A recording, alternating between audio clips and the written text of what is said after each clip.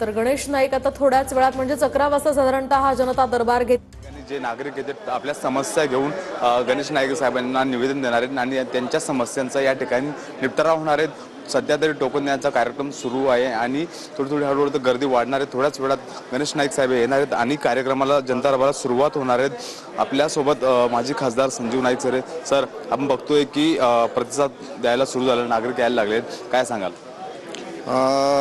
आपल्याला कल्पना आहे की माननीय गणेश नाईक साहेब हे संपर्क मंत्री झाल्यानंतर त्यांनी माननीय मुख्यमंत्री साहेबांची चर्चा केली, माननीय एकनाथ शिंदे साहेबांची चर्चा केली, अजितदादांची चर्चा केली की सर्व ठिकाणी त्या मंत्री महोदयांनी जनता दरबार लावले पाहिजेत, लोकांचे प्रश्न सुटले पाहिजेत आणि ह्या तिन्ही महायुतीच्या आमच्या नेते लोकांनी सांगितले की हां जनता दरबार लागले पाहिजेत आणि सर्वीकडे व्हायला पाहिजेत। आज आपल्याला लक्षात येईल की छोट्या काही गोष्टी आहेत, लोकांना मंत्रालयात जावं लागतं, जर मंत्री जिकडे आले तर ते काम सुकर होईल आणि म्हणून या अनुषंगानं सरकारनं हा निर्णय घेतलेला आहे आणि सरकारचा स्तुत्य उपक्रम आहे।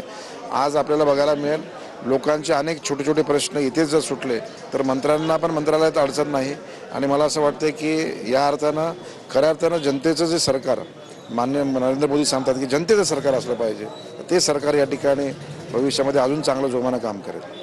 सर नरेंद्र मोदी असतील किंवा मुख्यमंत्री असतील हे सांगतात की जनतेमध्ये जाऊन कार्यक्रम त्यांचे प्रश्न सोडवले पाहिजे, मात्र या जनता दरबारच्या माध्यमातून संपर्क वाढवण्याचा प्रयत्न सुरू आहे आणि कुरघोडे करण्याचा प्रयत्न सुरू आहे। सरनाईक साहेब सुद्धा म्हणाले की मी सुद्धा पालघरमध्ये जाऊन जनता दरबार घेणार आहे। तेच तर आमचं म्हणणं आहे की प्रत्येक मंत्र्यांनी जनता दरबार घेतला पाहिजे।